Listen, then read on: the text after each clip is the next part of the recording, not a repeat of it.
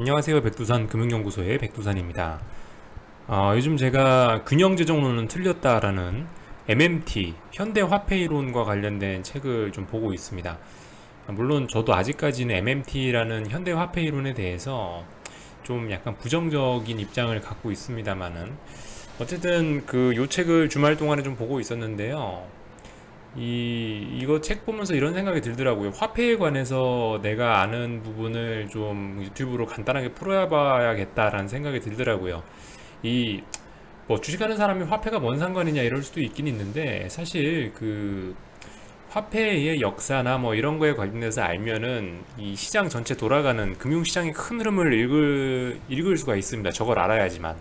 그렇기 때문에 사실 여러분들 이게 공부하기 좀 어려운 분야이긴 해요. 근데 좀 어떻게 좀 쉽게 설명할 수 있는 아이디어가 좀 떠올랐다고 해야 될까? 그래서 이렇게 한 편 만들어 보게 됐습니다. 제목은 화폐의 역사라고 일단 PPT에 써놨는데, 이게 솔직히 좀 아직 제목을 못 정했어요.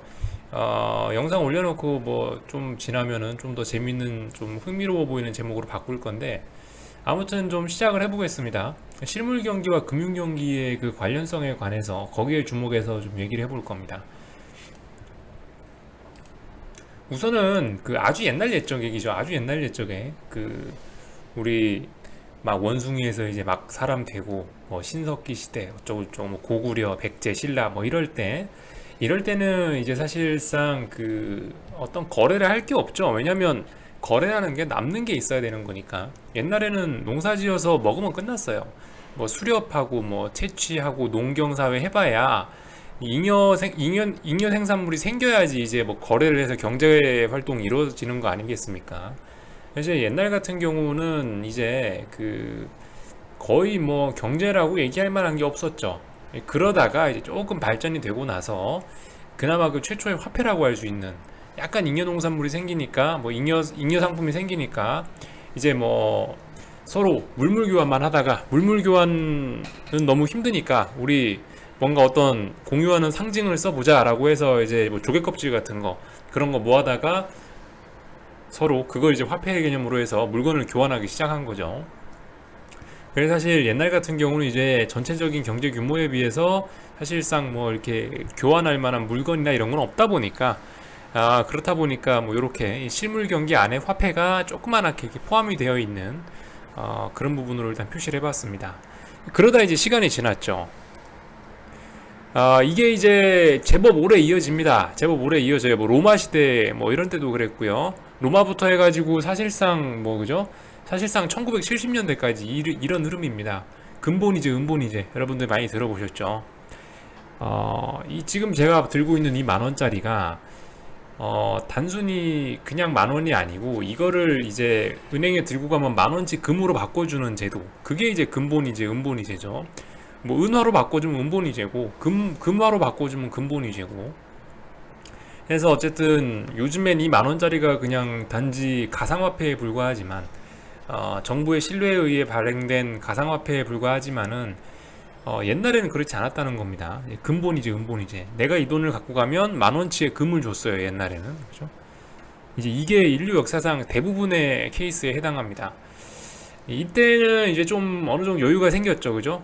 금화, 은화 이런 걸로 해서 본격적인 상업 거래가 있고 이러니까, 당시에 이제 뭐 대표적인 예로 뭐 들자면은 뭐 샤일록인가 해가지고 유대인들이 고리대 금업 해가지고 뭐 했던 옛날 유럽에 있는 그런 오래된 얘기라든가, 뭐 이자를 내지 않으면 뭐 심장을 도려가겠다니, 그런 얘기들 있죠. 그런 얘기들이 근본이제, 은본이제 시절입니다.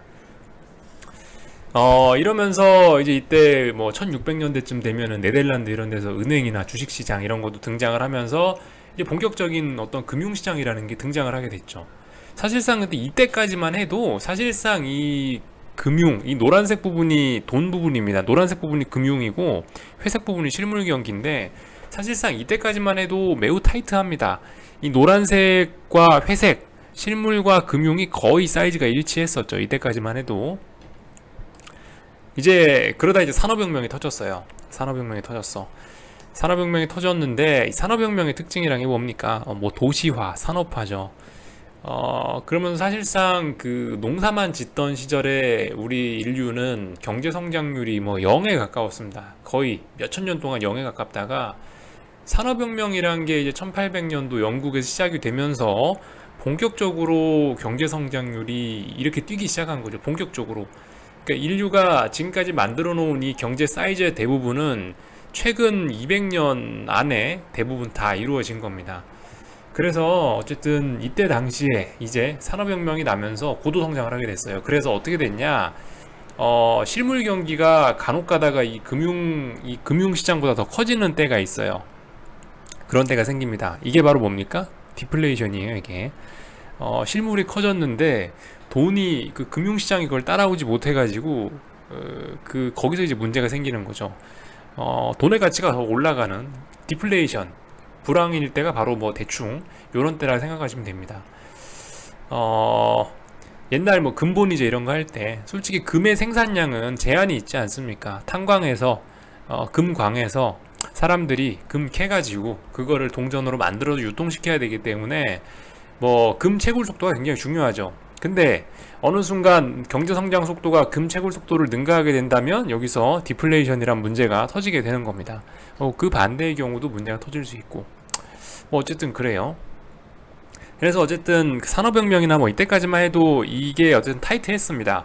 이 금융과 실물이 언제나 같이 가면서 뭐 실물이 좀 커졌다가 금융이 좀 커졌다가 이런 식으로 타이트하게 계속 움직여 갑니다. 그러다가 이제 닉슨 쇼크가 이제 났습니다. 71년에 이 흐름이 바뀌었죠. 71년도에 이제 그 지난 수천 년간 써오던 근본이제를 인류가 포기하고 드디어 이제 미국 정부가 이 돈은 미국 정부가 보장한다라고 하면서 미국 정부의 신용에 기반한 화폐가 처음으로 나오게 됩니다. 그게 이제 닉슨 쇼크 때죠. 뭐 처음인지 아닌지 솔직히 정확히 모르겠습니다만은 어쨌든 전 세계적인 변화는 71년 닉슨 쇼크가 그 하나의 변곡이라 보시면 됩니다. 그래서 어쨌든 이런 일이 일어났어요. 아이고. 그래서 지금까지 그 금을 얼마나 캐는지만 쳐다보고 있던 사람들이 더 이상 금광을 쳐다볼 필요가 없게 됐습니다. 이제는 신용으로 이 사회가 돌아가기 때문에 그냥 돈 찍어내면 노란색 부분의 파이를 얼마든지 더 키울 수 있는 그런 상황이 된 거죠. 이때까지만 해도 근데 솔직히 그 보통 같이 갑니다. 사이즈가 비등비등했어요. 실물 경기와 노란색 부분의 금융 경기가 같이 갔죠. 이 노란색 부분이라는 건 아시다시피 그 채권이나 주식시장 이런 분야 얘기하는 겁니다. 금융시장, 은행이나 증권사의 분야라고 생각하시면 되겠죠. 근데 이제 2008년도에 이런 일이 있었죠. 2008년도에 금융위기. 뭐 좀 이렇게만 설명하긴 좀 무리가 있을지 모르겠지만 이거는 어쨌든 여러분들께 쉽게 설명하기 위해서 이렇게 표현을 하는 거니까 양해를 해 주십시오. 2008년도에 그래서 이런 일이 일어난 것 같아요. 제가 봤을 땐 실물 경기가 금융이 견딜 수 있는 것보다 훨씬 많이 커졌어요. 왜 그러냐? 말씀드렸죠. 그 1800년부터 해서 산업혁명 시작되면서부터 인류가 본격적인 경제 성장을 시작했다. 그래서 대표적인 상품이 뭐다? 우리 지구 경제가 이렇게 발전하게 된 대표적인 게 그 맨 땅에 흙땅에 시멘트 바르고 그 위에 자동차 댕기게 하면서부터 본격적으로 경제가 성장한 거거든요. 그렇게 해서 성장을 했는데 이 1800년부터 성장하던 이 경제가 2008년도에 와서 이제 어느 정도 좀 피크를 찍은 거죠. 세계 경제가. 제가 봤을 땐 그렇습니다. 전 지구적으로 봤을 때 솔직히 뭐 인도, 중국, 심지어 아프리카까지 요즘에 개발한다고 1대1로 한다고 중국에서 그러죠. 그러니까 지금 전 지구적으로 2008년이 약간 좀 거의 사실상 산업화나 어떤 도시화 흐름의 피크 때가 아니었나라는 생각이 듭니다. 그 2008년 금융위기 직전이 그래서 산업혁명과 어떤 도시화로 인한 고도성장이 끝자리가 아니었나라는 고도성장 시대의 끝자리가 아니었나라는 생각이 듭니다. 사실상 이제 지구상에 시멘트 바르고 자동차는 이제 전 세계에서 다 타고 다니고 어느 정도 뭐 건물 올리고 집도 거의 다 시멘트로 지었고 그렇기 때문에 이제 좀 더 이상 어떤 고도 성장이 좀 어려운 게 아닌가라는 생각이 듭니다만 어쨌든 그 얘기는 나중에 하고요. 그래서 2008년 금융위기가 터졌습니다. 이거 극복하려고 이제 한 게 양적 완화예요. 양적 완화 이후에는 어떻게 되냐 이렇게 됐습니다. 드디어 이제 인류 역사상 최초로 노란색 파이가 이 회색을 압도해버리는, 절대적으로 압도해버리는 이런 일이 지금 현재 났습니다. 물론 이게 뭐 이게 비율 맞춰서 그린 건 아니고 대충 그린 거예요. 어쨌든 과장해서 그리자면 이렇게 된다, 이렇게 된 거라는 거죠.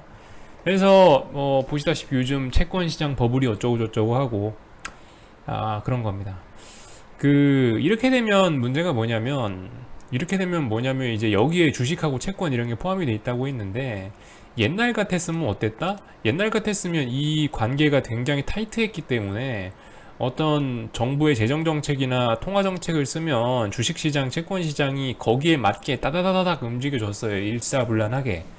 근데 어떻게 됐다, 요즘에는 이 돈이 너무 많이 돌아다니다 보니까 이젠보다, 제가 말씀드렸죠, 며칠 전에 패러다임 체인지가 일어난다고.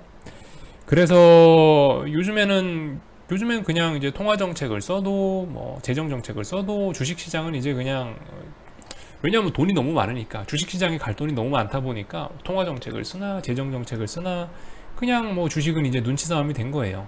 물론 여전히 그 통화 정책, 재정 정책의 영향을 받긴 받겠지만은 어쨌든 이제 눈치 싸움이 돼가는 겁니다. 그래서 어쨌든 요 상황이 지금 이제 10년째 이어지고 있죠. 10년째 이어지고 있는데, 이게 해결하려면은 간단합니다. 이 회색 실물 경기가 노란색만큼 커져서 해결이 되거나, 아니면은 노란색이 줄어들어서 회색에 맞추거나, 그죠? 둘 중에 하나가 돼야 됩니다. 둘 다 근데 쉽지는 않아요, 그죠? 노란색이 줄어들면 어떻게 되겠습니까? 주가 개폭락이에요. 주가 개폭락. 다시 코스피 1500 이렇게 가는 겁니다. 500, 1000 가는 거고요. S&P도 다시 제자리로 가겠죠. 전 세계가 아마 어마어마하게 힘들 겁니다. 제일 좋은 해결 방법은 이 회색 파이가 커져갖고 노란색을 덮어버리는 게 제일 좋죠. 실물 경기가 실제로 성장해서. 근데 문제는 이제 그게 좀 솔직히 좀 답이, 그죠? 잘 안 보이는 그런 문제라 할 수 있겠습니다. 물론 MMT라는 지금 제가 읽고 있는 요 책, 현대화폐 이론과 관련된 요것도 솔직히 이 노란색 부분을 잘 컨트롤하면은, 이 노란색 부분을 잘 컨트롤하면 회색이 커져가지고 해결이 될 것이다 라고 하는 게 MMT의 핵심인데, 근데 솔직히 아직까지 인류가 한 번도 해본 적이 없는 부분이기 때문에 잘 모르겠고요. 아무튼 이 회색이 커지는 게 제일 좋다 말씀드렸는데, 이게 사실 딱히 제가 봤을 때는 이렇다 할 방법이 안 보입니다. 사실 그런 방법이 보이면 이미 전 노벨 평화상, 아니 노벨 경제상 이런 걸 받았겠죠. 어쨌든 아직까지 이런 게 인류 역사상 우리 인류가 아직 이거를 이 회색 파일을 크게 키울 방법을 산업화 도시화 말고는 아직 찾지 못했습니다. 우리 인류는 시멘트 바르고 그 위에 차가 댕기게 하는 방법으로서 경제를 성장시켰는데, 지금 현재 그나마 이제 다음 차기 경제 성장 재료라고 갖고 나온 게 4차 산업혁명 이래가지고 스마트폰 나오고 와이파이 깔아대고 5G 이러면서 성장을 하겠다 하는데, 솔직히 그게 4차 산업혁명이 그게 혁명입니까 그게? 그죠? 옛날 산업혁명 같으면 진짜 고용도 많이 일어나고 해서 경제 파급력이 컸는데, 요즘 페이스북, 구글, 옛날 같으면은 진짜 전 지구인을 다 고용해야 했지만 그 정도 매출을 내려면, 근데 지금 구글, 페이스북, 아마존 얘네 몇 명이나 고용합니까, 그죠? 그렇기 때문에 이거는 사실상 어떤 이 회색 파일을 키우는 데 있어서 좀 제한적인 그런 역량을 가지고 있다라고 생각이 되고요. 인구 구조도 솔직히 좀 이 실물 경제가 커가는 데 있어서 조금 문제가 좀 있습니다. 솔직히 전 지구적으로 해서 그 시멘트 바르고 차가 댕기게 하는 흐름이 인구도 늘어나게 하고 이런 게 가장 좋은 방법인데, 사실상 이제 지구상의 많은 부분에서 이제 산업화와 도시화가 이제 끝자락이죠. 이렇게 되면 인구가 빨리 불어나는 게 실물 경기 키우는데 좋은 방법이긴 한데, 산업화 막바지에 이르면 인구 성장조차, 인구가 늘어나는 것조차 좀 지연이 돼버리죠. 그렇기 때문에 이것도 좀 어려울 것 같고, 그죠? 오히려 전 세계가 늙어가고 있는 판이고, 그래서 사실상 이럴 때 해결하는 방법은, 지금까지 인류가 썼던 가장 좋은 방법은 전쟁이었습니다. 사실 좋은 방법이라 표현하긴 뭐하고, 어쨌든 인류가 지금까지 이런 걸 해결하기 위한 방법으로 들고 나왔던 건 전쟁이죠. 1차 세계대전, 2차 세계대전 이런 거 다 사실 경제의 문제예요. 따지고 보면 다 경제 문제인데 전쟁이 난다면 어떻게 되겠습니까? 지금까지 쌓아놓은 요 회색 원 다 없애버리고 다시 이 회색 원을 0부터 해서 다시 만들어야 되니까 얼마나 이 노란색 돈이 많이 필요하겠습니까? 그렇게 되면 또 다시 전 세계가 성장할 수도 있겠죠. 모든 걸 다 폭탄으로 리셋 시켜버리고 다시 시작하면 되긴 되겠지만은 솔직히 요즘 뭐 전 세계 경제 아니 전 세계 좀 정세가 불안하긴 하죠. 여기저기 뭐 전쟁 가능성도 높아지고 있긴 한데 뭐 하여튼 잘 모르겠습니다. 전쟁이 날지 안 날지 어쩔지 모르겠지만은 어쨌든 방법이 없어요. 이 보시다시피 이 방법을 해결할 수 있는 게 지금 현재로서는 잘 보이지가 않는다라는 겁니다. 뭐 아무튼 좀 너무 깝깝한 얘기만 했는데 주식은 걱정 마시라. 우리 주식쟁이들은 걱정할 거 없습니다. 머릿속에 지식만 잘 채워놓으면은 주식 뻔하죠. 오르거나 내리거나 둘 중 하나예요. 어떻게 되든 간에 이 노란색 파이가 줄어들든 간에 회색 파이가 늘어나든 간에 어쨌든 이 흐름만 알게 되면 주식쟁이는 걱정이 없어요. 베팅하면 되니까 거기다가 돈 걸어서 먹으면 되기 때문에 주식쟁이 똑똑한 주식쟁이는 걱정이 없습니다.